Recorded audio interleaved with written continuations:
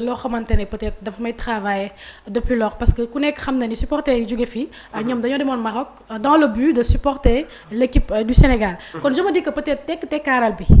peut-être waral na tamit mbir mi yegsi fii parce que déjà plus de 30 jours jàll na depuis bu ñu nekkee fële ca Maroc donc je me dis que peut-être joueurs yi on a bien vu que ki nga xamante ne moo di Pape Matar Sarr def na benn poste di def appel à ce que ñu libérer les supporters sénégalais mais je me dis que yeneen joueurs yi bu ñu defoon de telle sorte wala ñeneen ñi nga xamante ne ils sont influents dans le milieu sportif bu ñu defoon annonce yooyu amaana mbir mi du yegg si fii y a eu un décalage xam nga sànq nee naa la sur l'interprétation maanaam autorité marocaine yi ñoom nu ñu réceptionné mbir mi ba dugg si wute na ak suñu autorités yi ñoom nu ñu duggee ci mbir bi parce que suñu autorités yi ñoom ils sont restés dans le cadre sportif alors que waa Maroc ñoom dañu dem ci beneen contexte moo tax bi ñu rendre décision yi ba tey maa ngi évoqué benn mot muy lan le décalage concernant l'interprétation beneen mbir bi tamit mooy lan la communication dans ce genre de situation là il faut communiquer exactement le premier ministre Ousmane Sonko concernant la diplomatie def na le déplacement mais est-ce qu'il y a eu des résultats immédiats foofu point d'interrogation la ministre des sports Khady Diène Gaye nee na journalistes yi taskatu xibaar yi les personnalités médiatiques nañu def attention ci kàddu yoo xamante ne mun nañ ko yëkkati parce que mun na dégrader nos relations entre Dakar ak Rabat on est tout à fait d'accord waaye nag dans ce genre de circonstances là il faut que mu am une campagne médiatique Oumy Khayri a cité l'appréciation bi nga xamante ne Pape Matar Sarr def na ko ne libérer les otages mais en dehors de Pape Matar Sarr il y a des cadres qui sont dans cette équipe Edouard Mendy Kalidou Koulibaly Idrissa Gana Gueye et surtout Sadio Mané dans ce genre de situation là seen discours seen kàddu fii lay amee solo parce que day dem au niveau international mais c'est pas encore trop tard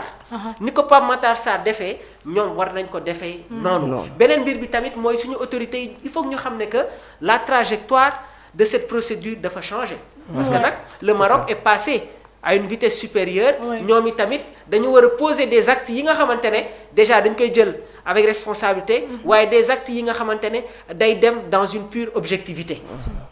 dinañu permettre ñu nekk ci benn égalité waaye nag silence bi nga xamante ne jotoon nañ ko adopté ñu bëri nee nañu est-ce que du loolu sax moo indi mbir mi ci contexte bii nii je dirais oui waaye tamit ci benn côté je dirais non parce que nee naa leen dañu adopté woon li nga xamante ne moom mooy la diplomatie de proximité léegi nag vu que situation bi yegsi na fii le président de la République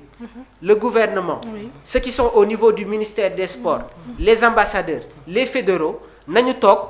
jéem a exploiter les voies de recours yi nga xamante ne moom moo ñuy permettre ñu dem ci benn possibilité ñu indiwaat suñu doomu réew fii nii waaye nag su liy jeexee warul yam foofu de dañu war a toog waxtaan suñu biir le président de la fédération royale marocaine de football Fujilesca war na toog ak ki nga xamante ne mooy Abdoulaye Fall le président de la fédération sénégalaise de football parce que Oumy Khayri tamit le Sénégal avait la possibilité d'interjeter appel après des décisions yi nga xamante ne jóge woon na envers la confédération africaine de football defuñu ko et loolu c'était un signe très fort c'est dommage avec tout ce qui s'est passé ci Coupe d'Afrique des Nations bi on en est toujours là on en est toujours à ce stade alors que fii ak ay quelques mois le Maroc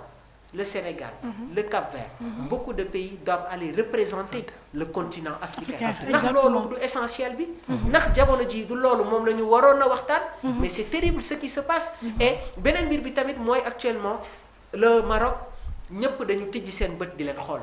parce qu'il y a une coupe du monde bi nga xamante ne programmé nañ ko en 2030 et le Maroc fait partie des pays co-organisateurs coow am na polémique am na problème am na nañu jël ay sanctions ñu def ay estimations s'il y a des dégâts ñu def ay estimations envoyer le rapport exactement au Sénégal à la fédération au ministère ñu jéem a xool nu ñu koy régler mais depuis le 18 janvier des supporters yi nga xamante ne dañu bàyyi seen ay yitte des pères de famille des soutiens de famille ñu tenir leen depuis le 18 janvier en détention mais c'est une situation terrible c'est une situation terrible donc message bi nga xamante ne dama koy lancer waat encore une fois aux autorités marocaines mooy ñu revenir un peu à la raison barki démb dégg nañu la réaction du doyen Abdoulaye Diaw ñu ngi koy nuyuwaat au passage. Mais il a été très clair. Le Maroc n'arrive toujours pas à digérer cette défaite infligée par l'équipe nationale du Sénégal. Mais c'est le sport, c'est le football. Surtout ana fair play. yooyu yëpp c'est des mécanismes yi nga xamante ne il faut que ñu koy jël en considération. li xew ci Coupe d'Afrique bi on est champion. mais neexul kenn. c'est ça. Il y a des personnalités yi nga xamante ne ils n'ont pas jubilé. oui. Ils n'ont pas jubilé bi Sénégal remporté la Coupe d'Afrique des Nations. parce que conséquences yi jamono ji mi ngi nii. donc lii nag su amee nañu toogaat rapidement sur une même table essayer encore une fois de redorer le blason waaye tamit jéem a indi loo xamante ne moom mooy taaral l'image du continent africain. ok merci beaucoup Mamour di encore di la waxaat ni kii di Aliou Diouf moom ak Kala Ndiaye ñu ngi gën a dëgëraat encore say cadeau parce que ils ont dit que il faut impérativement ñu def lu ñu naan campagne médiatique donc ci li nga xamante ne wax nga ko fii léegi parce que wax nga fi sànq ndax gaañ ñu ngi ñuy tëgg bët ñii di waa Maroc. parce que tey je viens de recevoir l'information que ñi nga xamante ne ñoom ñooy entre guillemets comme les journaux ni ñu ko titré tey ci xëcc njëkk yi ñu ne ki nga xamante ne moom moo tudd Ibrahima Bari te mu bokk ci waa Lébu gi moom la ñuy condamné 1 an donc est-ce que loolu réellement ci li nga xamante ne loolu loo am kii nga xamante ne entreprise bu muy liggéey. entreprise marocain. mais dañ ko licencier. loolu ban explication nga ñu mën a jox ci li nga xamante ne est-ce que Maroc comme ni nga ko waxee dañoo génn ci cadre sportif yóbbu affaire bi ci beneen tournure wala jusqu'à présent ci cadre sportif boobu la ñu nekk ba licencier ki nga xamante ne kii di Ibrahima Bari te mu bokk ci otage yi nga xamante ne moo nekk fële ca Maroc. c'est les conséquences. gis naa sànq beneen communiqué. bi nga xamante ne ñu ngi koy véhiculer di wax ne les ressortissants maanaam. Marocains yi nga xamante ne ñu ngi ci biir réew mi. ñu prudent. fan la fii Sénégal ou bien. oui y a ok d'accord bi nga xamante ne sànq liir naa ko. ok mais dama la koy wax. am na jeu boo xamante ne Sénégal du si dugg. surtout am na loo xamante ne Sénégalais yi duñ ko def. mais tey jii nii ñi ngi évoquer li nga xamante ne moom mooy les conséquences. mais lan moo indi coow lii yépp lan moo indi coow lii yépp qu'est-ce qui a poussé les supporters sénégalais à se manifester ainsi waa léegi en dehors de ces sanctions yi nga xamante ne infligé nañ ko y a une autre personnalité bi nga xamante ne amoon na liggéeyam problème bi tax moom mu licencier ko bëgguma def la part des choses parce que ki nga xamante ne mi ngi nekkoon foofu dem seetaan équipe am ñu jàpp ko tëj ko mu ñàkk liggéeyam noonu amaan na ñeneen ñoo xamante ne tamit noonu la ñu amee ay problème fii ci seen cadre liggéey moo tax man bëgguma di wax sur une personne bëgguma di def une analyse individuelle mais damay bëgg a def analyse collective parce que ils sont tous dans cette même situation là il y a des pères de famille il y a des soutiens de famille sans que loolu moom laa la évoqué la question qui se pose actuellement nag mooy est-ce que le football war na jël bi des tournures est-ce que aujourd'hui on doit être à ce stade là il faut revenir un peu à la raison soo siy wax sax à la fin sa xol dafay xaw a jóg le Sénégal ak le Maroc cette relation ne date pas d'aujourd'hui mais il faut faire beaucoup attention te man gëm naa ne que suñu autorités yi dinañu am beneen discours boo xamante ne dinañ ko adopter parce qu'il faut faire attention il peut y avoir des conséquences surtout bëgguma dugg ci benn contexte politique parce que su ma fa duggee rek su ma fa indee analyse amaana sénégalais yi dina am lenn loo xamante ne dinañ ko fàttaliku te ça peut alimenter ay quelques tensions surtout même sur nos directs bi ñu gañewee la Coupe d'Afrique man mii j'ai reçu énormément de messages bëgguma ko woon sax wax mais je ne vais pas répondre parce que